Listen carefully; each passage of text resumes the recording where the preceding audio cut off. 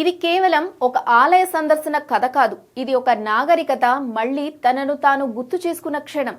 శతాబ్దాల చరిత్ర ఉన్న ఒక దేవాలయం ఒక్కసారిగా కోట్ల మంది ఫోన్లలో, స్క్రీన్లలో, సెర్చ్ బార్లలో ప్రత్యక్షమైంది.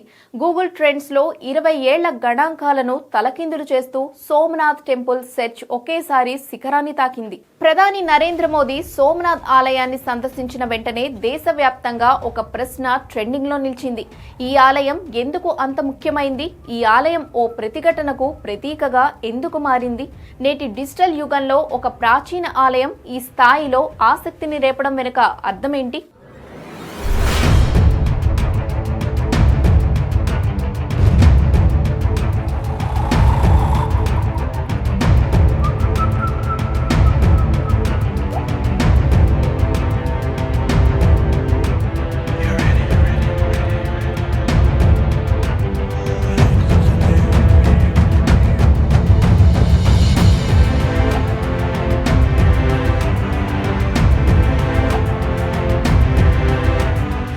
ఇప్పుడు కనిపిస్తున్న ఈ సెర్చ్ సునామీకి స్పష్టమైన ఆధారాలు ఉన్నాయి.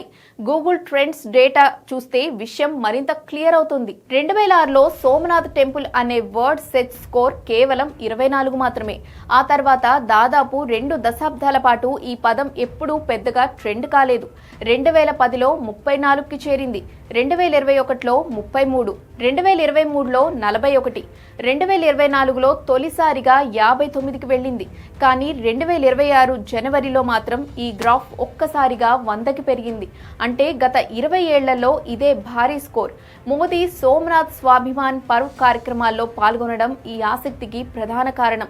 4 రోజుల పాటు సాగిన ఈ వేడుకల్లో సోమనాథ్ శౌర్య యాత్ర ఒక ప్రత్యేక ఆకర్షణగా నిలిచింది. 108 గుర్రాలతో సాగిన ఈ యాత్ర ఆలయాన్ని కాపాడేందుకు ప్రాణాలర్పించిన యోధుల స్మరణగా నిర్వహించారు. అదే సమయంలో 72 గంటల పాటు నిరంతరంగా ఓంకార్ మంత్ర జపం సాగింది. రాత్రి వేళ ఆలయ ఆకాశంలో దాదాపు 3000 డ్రోన్లతో నిర్వహించిన ఓ స్పెషల్ షో ఈ దేవాలయ చరిత్రను, భారత నాగరికతను దృశ్య రూపంలో చూపించింది. ఈ దృశ్యాలన్నీ సోషల్ మీడియా ద్వారా దేశంలో అందరికీ చేరాయి. నిజానికి ఇది వేల ఏళ్ల చరిత్ర కలిగిన ఆలయం. ఇండియాలో ఉన్న 12 జ్యోతిర్లింగాల్లో ఇది మొదటిదిగా భావిస్తారు. ఈ ఆలయం ఎన్నోసార్లు ధ్వంసమైంది. గజనీ మొహమ్మద్ పలు దండయాత్రల్లో ఈ దేవాలయాన్ని కూల్చారు. కానీ ప్రతిసారి ఇది పునర్నిర్మించబడింది. ప్రతి పునర్నిర్మాణం భారతీయుల ఆత్మవిశ్వాసానికి ప్రతీకగా నిలిచింది. స్వాతంత్రం తర్వాత సోమనాథ్ పునర్నిర్మాణం కేవలం మతపరమైన చర్యగా కాదు, జాతీయ గౌరవ చిహ్నంగా జరిగింది. సర్దార్ వల్లభాయ్ పటేల్ ఈ ఆలయాన్ని తిరిగి నిర్మించాలన్న ఆలోచనను ముందుకు తీసుకెళ్లారు. అప్పటి నుంచి సోమనాథ్ ఒక ఆలయం మాత్రమే కాదు, ఓ చారిత్రక సందేశంగా మారింది. అందుకే మోదీ పర్యటన ఈ ఆలయ గతాన్ని, వర్తమానాన్ని, గుర్తింపును ఒకే చోట కలిపిన ఘట్టంగా మారింది. డిజిటల్ యుగంలో ప్రజలు ఆలయాల గురించి తెలుసుకోవాలంటే పుస్తకాలు కాదు, సెర్చ్ ఇంజిన్లనే ఆశ్రయిస్తున్నారు.